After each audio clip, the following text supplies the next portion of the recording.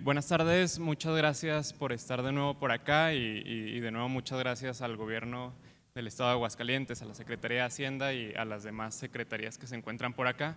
Un poquito creo que este tema cae muy bien con las presentaciones que hemos tenido al inicio, es ya cómo entrar a esa parte de el desarrollo del documento específico para salir al mercado con un instrumento de financiamiento sostenible, un instrumento de financiamiento temático. Entonces, el objetivo principal de esta sesión es resumir lo que han hecho ya los estados. Un poco nos hablaba nuestra colega de la Secretaría de Hacienda de qué estados ya han salido al mercado. Y cómo es ese rol de los estados para obtener el financiamiento y después qué documentos se tiene que realizar. Un poco recapitulando, hasta el momento o hasta el día de hoy, tenemos 3 estados que han salido al mercado con un instrumento de financiamiento sostenible, también lo conocemos como instrumento de financiamiento temático, que ha sido la Ciudad de México en 2016, que salió con tres bonos verdes. Estos bonos verdes pues juntaron recursos en el mercado y estos recursos en el mercado fueron utilizados por la ciudad para construir proyectos muy específicos y pues la Ciudad de México ahorita se encuentra repagando esta deuda que fue adquirida, ¿no? También el Estado de México tuvo una emisión de un bono sostenible. Y pues el caso también muy importante del que se hablaba ayer es el estado de Baja California, ¿no? Que tenía la intención también de salir al mercado con un bono, pero al final se encontró la oportunidad de trabajar con el Banco de Desarrollo de América del Norte, el NatBank, que les ofrecía pues un esquema de financiamiento súper favorable, ¿no? Eso es un poco como se ha visto el mercado de deuda subnacional. Creo que faltaba una lámina por acá. Pero bueno, hablarles que los estados tienen esta oportunidad de salir al mercado. Y algo bien importante que quisiera traer a colación con la charla que teníamos con Matthew de Moody's es que los estados pues se encuentran preparados, ¿no? Y los estados ya tienen sus planeaciones de financiamiento para proyectos a lo mejor generales, ¿no? Y que los recursos apalancados con este financiamiento pues pueden ser utilizados para una diversidad de actividades, ¿no? Sin embargo, el mensaje que quería recalcar por acá es que es bien importante la coordinación con la UCEF para pues poder planificar estos instrumentos de financiamiento, ¿no? Sobre todo porque nos podemos encontrar con financiamientos de largo plazo, es decir, de 10 o 30 años, financiamientos de mediano plazo, que son de 5 años, de 3 años, y pues esto, sobre todo para los de mediano y largo plazo, puede ser incompatible con los periodos de gobierno, ¿no? Entonces, un gobierno puede adquirir la deuda, utilizar los recursos y dejarle el repago al siguiente, ¿no? Entonces, esa es la parte de coordinación bien importante que hay que tener con la UCEF, ¿no? No debe ser un ejercicio aislado de los estados, sí, sobre todo porque hay que cuidar mucho esos repagos, ¿no? Entonces, si un estado ya tiene una programación de un financiamiento, a lo mejor algo que se ha trabajado por varios años, es bien útil o podría ser importante que el Estado considere añadirle esta parte temática, ¿no? Esta parte sí, verde o sostenible. Entonces ya aquí es donde empezamos a hablar del financiamiento temático. En específico, el financiamiento temático pues pueden ser bonos, como el ejemplo que les contábamos de la Ciudad de México o el Estado de México, es cuando sales al mercado y pues tienes inversionistas de todo tipo. Puede ser un crédito bilateral, ¿no? con una empresa financiera y pues donde realizas un compromiso porque estos recursos sean utilizados en actividades específicas. Y es aquí cuando a este financiamiento se le puede poner la etiqueta de temático. En específico, si ese compromiso por utilizar los recursos va a ir en temas pues que tienen que ver con mitigación, adaptación del cambio climático, prevención de la contaminación, pues puede ser un tema verde, un instrumento de financiamiento verde, por ejemplo, un bono verde, un crédito verde. Sin embargo, si tiene temáticas sociales, pues podemos salir al mercado con un bono social. Y bueno, el tema importante de los bonos sociales es que tiene que haber un grupo vulnerable, perdón, un grupo en una situación de vulnerabilidad en donde se estén utilizando esos recursos, ¿no? Entonces podemos salir al mercado con un bono para migrantes, por ejemplo, o un bono orientado al cierre de brechas de género y enmarcarlo como un bono social. Y bueno, tenemos beneficios de los instrumentos de financiamiento temáticos. Tenemos beneficios desde las emisoras, que en este caso serían los estados, en donde justo se puede comprometer estos recursos para que sean utilizados en actividades verdes, de recuperación verde.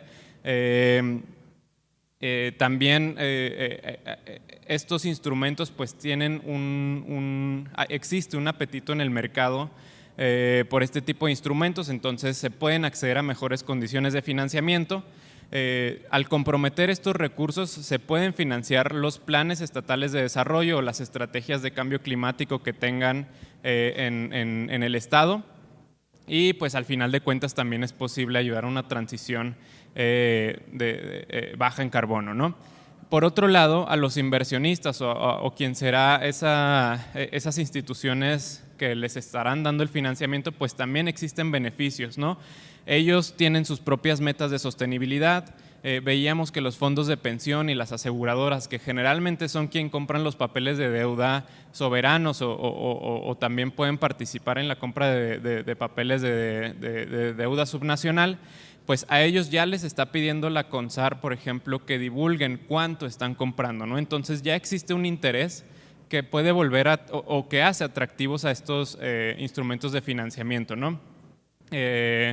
Ayer también se hablaba no es un gobierno subnacional, pero bueno, es un banco de desarrollo, Nafin, que emitió su bono este año alineado a la taxonomía sostenible de México, pues logró amarrar 10 puntos base en el financiamiento y una sobredemanda de 3.5 veces, me parece, gracias a que tenía estas condiciones de alineación a la taxonomía, ¿no? Entonces, esto es lo que se fomenta, que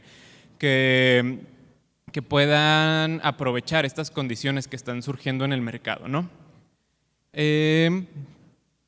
Bueno, esto es un poco de lo que les hablaba, cuál es el rol de los estados en esa participación de los mercados temáticos y pues bueno, es un poco lo que les dije, ¿no? Pueden enfocar ese uso de recursos en proyectos muy específicos, ¿no? Proyectos de transporte público, proyectos de energía, proyectos de agua, proyectos de residuos, etcétera, ¿no? Y bueno, para poder acceder al financiamiento temático existe una línea de tiempo, de acciones muy específicas que hay que realizar. Y cuando termina esta línea de tiempo, o digamos en la parte de emisión, aquí se hace igual que un instrumento financiero.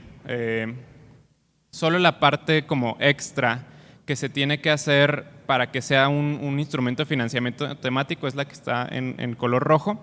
En la parte amarilla ya es el mismo proceso que un instrumento de financiamiento tradicional. En el caso de un bono, pues tienes que juntar la documentación legal, tienes que ir con una casa de bolsa, tienes que tener las reuniones con inversionistas, etcétera. Este ya es el camino usual de un instrumento de financiamiento. Pero lo que va a lograr que sea temático es tanto esta parte roja como la parte un poquito más gris.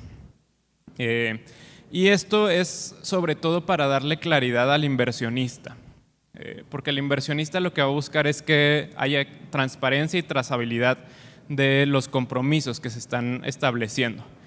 Y bueno, he mencionado que el Estado tiene que realizar compromisos y estos compromisos deben de quedar plasmados en un documento que le llamamos marco de referencia, marco de instrumentos o marco del instrumento financiero, en donde pues tenemos que describir varias secciones. Estas secciones son las que vemos en el listado. Este documento pues se recomienda que tenga una sección de introducción en donde se describa pues la naturaleza del Estado, la estrategia de sostenibilidad del Estado, cuáles problemáticas en temas de sostenibilidad tiene el Estado y cómo lo está buscando atender. Sí, es como la descripción del contexto general del Estado, ¿no? Esta parte no es obligatoria, pero ayuda muchísimo al inversionista pues, para conocer cómo opera el Estado, ¿no? Después sigue esta sección que decimos que es la más requerida. En este momento no hay una regulación que nos diga que se requiere que el informe esté realizado de esta manera, pero sí existen prácticas internacionales aceptadas por el mercado. Y estas prácticas internacionales son promovidas por la Asociación Internacional de Mercado de Capitales, que pues es el referente en temas de construcción de este documento y de la información que se debe de describir aquí. Entonces, la Asociación Internacional de Capitales nos dice que este documento tiene que describir 4 secciones muy específicas e información muy puntual en cada una de estas secciones. Estas secciones son uso de recursos, proceso de evaluación y selección de proyectos, gestión de los recursos y la parte de reportes. En cada una de estas secciones pues debe de ir información que de nuevo le dará trazabilidad al instrumento financiero, ¿no? Entonces, bueno, estas son las 4 secciones. La primera, como les comentaba, es la parte de uso de recursos, ¿no? En la parte de uso de recursos lo que haremos es establecer ese compromiso de en qué actividades se van a utilizar los recursos del bono. Es decir, aquí iríamos definiendo los tipos de proyectos que pues estaremos financiando. No sé si se alcanza a ver bien en la pantalla, pero por ejemplo estos fondos se compromete al Estado en que se utilizarán en proyectos de energía renovable. Y esos gastos elegibles de energía renovable pues pueden ser energía eólica, proyectos de energía solar fotovoltaica, energía térmica, hidroeléctrica, etcétera. Y aquí es donde un poco se conecta con la charla que llevamos ayer, porque ayer hablábamos de condiciones específicas que tienen que seguir los proyectos y pues aquí es donde se establecen esas condiciones específicas. Y aquí es donde el Estado se compromete a realizar esas actividades que van a seguir esas condiciones específicas y que posteriormente, creo que no se ve el láser, pero que potencialmente estos proyectos tendrán beneficios ambientales, contribuciones a los objetivos de desarrollo sostenible y contribuciones pues al plan de desarrollo nacional, a los planes estatales de desarrollo y a las contribuciones determinadas a nivel nacional. Aquí también es importante en que les hablaba que es posible financiar proyectos verdes, ¿no? Emitir un bono verde o un crédito verde que sigue temas de mitigación o adaptación al cambio climático. Pero también existe la oportunidad de fomentar el financiamiento hacia temas sociales. Y un tema importante en tema social es que se pueden emitir bonos de género, por ejemplo, orientados a acciones muy específicas para el cierre de brechas de género, ¿no? Considerando que pues, existen brechas de cuidados, brechas en el uso de tiempo, brechas de participación de mujeres en el mercado laboral, temas salariales, etcétera, ¿no? Entonces, si el Estado, por ejemplo, ahorita ya tiene un programa de apoyo a las mujeres, por ejemplo, y quiere fomentar, no sé, la inversión en pequeñas y medianas empresas lideradas por mujeres, pues puede emitir un instrumento de financiamiento que dé a su vez financiamiento a MIPYMES lideradas por mujeres y que después puede haber un mecanismo de repago al momento de que esas pymes tienen éxito, ¿no? Entonces ahí empieza a correr la cadena de cómo podría funcionar este instrumento de financiamiento, ¿no? Tendríamos que armar una tabla muy similar de compromisos en donde establecemos, vamos a financiar proyectos de inclusión financiera o vamos a financiar proyectos incluso de energía renovable, pero que vamos a estar contabilizando los indicadores en función de variables de género, ¿no? Y bueno, esto es un poco también de cómo se ven esos criterios de elegibilidad, ¿no? Esos tipos de proyectos que podemos financiar. Temas de energía solar, temas de agricultura, temas de cadena de suministro, parques industriales también con temáticas de sostenibilidad, energía, transmisión y distribución, infraestructura de agua. Y lo importante es saber qué condiciones tienen que seguir esos proyectos, ¿no? Que esto es lo que nos van a revisar después. En esta presentación no viene, pero quisiera resaltar también lo que mencionaba nuestro colega de Moody's, que ellos ofrecen el servicio de Second Party Opinion o revisión externa de una segunda parte. Este documento que les estoy describiendo, pues no es suficiente que el Estado lo desarrolle, ¿no? Sino que tiene que contratar a un tercero que lo verifique y que emita una opinión de qué tan sostenible es. Este servicio lo realizan las calificadoras como Moody's, Sustainalytics, Standard & Poor's, Sustainalytics, y es parte del proceso de emisión. Y bueno, volviendo al tema del uso de los recursos, que es esta parte donde realizamos el compromiso en qué se va a invertir el instrumento de financiamiento, pues nos podemos apoyar de diversas guías, ¿no? Como los lineamientos de ICMA que les comentaba, tiene principios de bonos verdes, principios de bonos sociales o principios de bonos sostenibles. Y para los estándares, pues ya podemos utilizar la taxonomía sostenible de México, que es lo que hablábamos ayer, pero perdón, si existe una actividad que a lo mejor no está considerada en la taxonomía sostenible de México o ustedes quisieran adoptar de alguna manera distinta, pues existen otros estándares que también pueden ser utilizados, ¿no? Como la taxonomía de Europa o las actividades definidas por el Climate Bonds Initiative. Esa es como la primera sección del marco de este documento de respaldo que les comentaba. Es la parte medular del documento y de nuevo quiero resaltar mucho esta palabra de compromiso porque es donde el Estado se compromete a invertir esos recursos en actividades muy específicas, ¿no?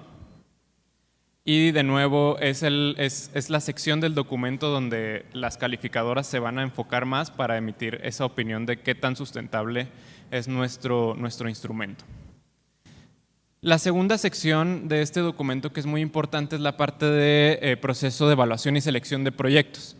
Y aquí es muy importante porque se definen esos comités o esas direcciones o esas secretarías que van a estar vigilando el bono. Generalmente, las secretarías de Hacienda subnacionales tienen un rol muy relevante. Si existe un comité, por ejemplo, de cumplimiento de los ODS, es bien importante que estén aquí y que a la hora de invertir esos recursos, pues exista un mecanismo de selección y de trazabilidad de hacia dónde se están yendo esos recursos, ¿no? Un ejemplo también muy bueno es lo que nos contaba nuestro colega ayer del estado de Baja California, en donde ellos tienen un comité en que incluso está personal del Banco de Desarrollo de América del Norte, ¿no? Entonces, esa parte de los comités que revisan que ya se adjudiquen los recursos a cierto proyecto, pues es muy relevante, ¿no? Esto define pues cómo se estarán tomando las decisiones y cómo se estarán siguiendo esos proyectos. Esto es un poco de lo que se define en esa sección, ¿no? Se establece como los diagramas de proceso, de toma de decisiones, sobre todo los comités, etcétera. La tercera sección de este documento es la parte de gestión de recursos. Y aquí hay cosas bien puntuales que nos van a evaluar. Es la definición de estos recursos se van a estar utilizando para nuevos proyectos o se van a estar utilizando para refinanciamiento. Aquí comentarles que los ingresos de un bono verde o de un crédito verde pueden ser utilizados también para refinanciar proyectos en el pasado. Entonces, imaginemos que el Estado construyó una planta de tratamiento de aguas residuales el año pasado, pueden emitir un bono verde para pagar ese financiamiento anterior, siempre y cuando pues cumpla con este compromiso que estamos definiendo, ¿no? Pero la mejor práctica es definir qué periodo de refinanciamiento o qué periodo histórico de proyectos pues, vas a estar considerando, ¿no? Tampoco es factible generar un financiamiento para pagar un proyecto de hace 10 años, ¿no? La mejor práctica es que sea no más de proyectos de no más de 2 años de antigüedad. Y esta parte también es importante y es donde no solo es complicado para los estados, sino para las emisoras en general, donde se recomienda tener una cuenta específica para los ingresos de ese bono. Generalmente, pues los ingresos de un instrumento de financiamiento van a las tesorerías generales y se diluyen entre pues, todos los demás ingresos que tiene la emisora. Hay casos muy específicos en donde se puede generar pues una bolsa aparte donde caigan esos recursos y donde también caigan los repagos de esos recursos. Entonces, esta es la mejor práctica, pero tampoco es totalmente necesario tener esta parte de la bolsa aparte, ¿no? Se le conoce como ring fencing, tener esta bolsa aparte. Solamente lo apuntará la SPO, ¿no? Te dirá, bueno, la mejor práctica sí es tener una cuenta aparte, pero si no la tienes, pues está bien, solo le informamos al inversionista, ¿no? También en esta sección pues, se busca definir cuánto nos vamos a tardar en utilizar los ingresos, ¿no? Y es que los bonos temáticos ofrecen la flexibilidad de generar esos ingresos y dejarlos guardados, por así decirlo, y utilizarlos a lo mejor durante un periodo de 3 años, ¿no? La mejor práctica es que esos fondos se utilicen justo en menos de 3 años, pero es necesario dejarlo bien definido en el marco de referencia, ¿no? en este documento que les comentaba. Y finalmente tenemos la parte de monitoreo y reporte. Yo creo que esto es donde se cierra la pinza y por qué el tema de los instrumentos de financiamiento temáticos es tan relevante, porque al inversionista, si al inversionista se le está informando anualmente cómo se están, cuál es el desempeño del Estado sobre este bono o este crédito, ¿no? Entonces, justo el Estado o la institución emisora tiene que realizar un compromiso de que va a estar reportando anualmente hasta que se utilicen el total de los ingresos del bono. Y también se debe reportar al menos una vez esos impactos esperados. Por ejemplo, de nuevo traigo el caso de Baja California, en donde veíamos, ¿no? Se financiaron 3,000 millones de pesos y estos han mejorado temas de tomas de agua, sí, como litros nuevos dados, etcétera, ¿no? Entonces, eso es lo que hay que estar reportando año con año, ¿no? Este reporte pues tiene que tener 2 secciones específicas: el reporte de asignación de recursos, que es cuánto porcentaje de esos ingresos se han ido a esas actividades que definimos en la tabla de uso de recursos, y cada una de esas líneas o esas actividades, cuáles serán los impactos ambientales o sociales que estará generando. El reporte de asignación de recursos, de nuevo, es una vez al año hasta que se haya utilizado el 100% de los recursos. Y el reporte de impacto es generalmente, la mejor práctica es una vez al año hasta la maduración del instrumento financiero, pero es aceptado que sea solamente una vez a la hora de utilizar el 100% de los recursos y estableciendo los impactos esperados, ¿no? Haciendo como una proyección. Importante también mencionar que estos informes, pasado un año de la emisión, también tienen que ser validados por una agencia externa. Generalmente, con la agencia con quien realizas la SPO, también revisa los informes de desempeño, pero hay una variedad más amplia de empresas que lo pueden realizar, ¿no? Por ejemplo, si vas con Sustainalytics y le dices, oye, me haces la SPO, por favor, un año después, pues le puedes contratar también para que revise el informe. Sin embargo, también podrías contratar a otras empresas como PwC o EY, o Deloitte, etcétera, ¿no? Ellos también realizan estos servicios de revisión de reportes. Y bueno, ya para concluir con la charla, solamente compartirles como un ejemplo de gestión de fondos a partir de un gobierno subnacional. Pues tenemos el Ejecutivo Estatal, la Secretaría de Finanzas, la Comisión de Desarrollo Sostenible del Estado y el Congreso del Estado, ¿no? En donde pues realizas una planeación, el Ejecutivo Estatal a lo mejor es quien está proponiendo los proyectos, los pasa a la Secretaría de Finanzas para justo que la Secretaría de Finanzas construya este marco de referencia y revise contra esa solicitud de proyectos si están cumpliendo con estas características de sostenibilidad. La Secretaría de Finanzas puede dar una luz verde sobre la alineación y que se validen de nuevo los proyectos por el Ejecutivo del Estado y a su vez también por la Comisión Estatal de Desarrollo Sostenible del Estado también que valide que esos proyectos son sostenibles, ¿no? Aquí puede haber una doble validación y bueno, ya seleccionar los proyectos, ya que están seleccionados los proyectos, pues ahora sí elaborar el proyecto del programa de financiamiento estatal, pasarlo al Ejecutivo del Estado para que después lo presente al Congreso del Estado, que se apruebe este financiamiento, pues ya que la Secretaría de Finanzas comience a asignar esos recursos a los proyectos específicos, ¿no? Aquí ya puede permear pues a las secretarías de transporte, a las secretarías de mujeres, por ejemplo, etcétera, ¿no? Quien ya desarrolla esos proyectos. Y bueno, pues con esta parte concluiría esta presentación. Yo creo que como resumen de lo que hablé es un proceso de emisión de un bono temático es muy similar al proceso de emisión de un bono tradicional. Igualmente hablando de la parte de crédito, un proceso de contratación de un crédito temático es similar al proceso de contratación de un crédito tradicional, solamente que tienes que construir este documento de compromisos. Este documento de compromisos tiene que tener las actividades donde vas a estar invirtiendo esos recursos y pues todo el mecanismo de trazabilidad para al final reportar. Y bien importante que este documento de compromisos pues se tiene que revisar o verificar con un tercero, ¿no? Y bueno, pues eso sería todo. No sé si existe alguna pregunta.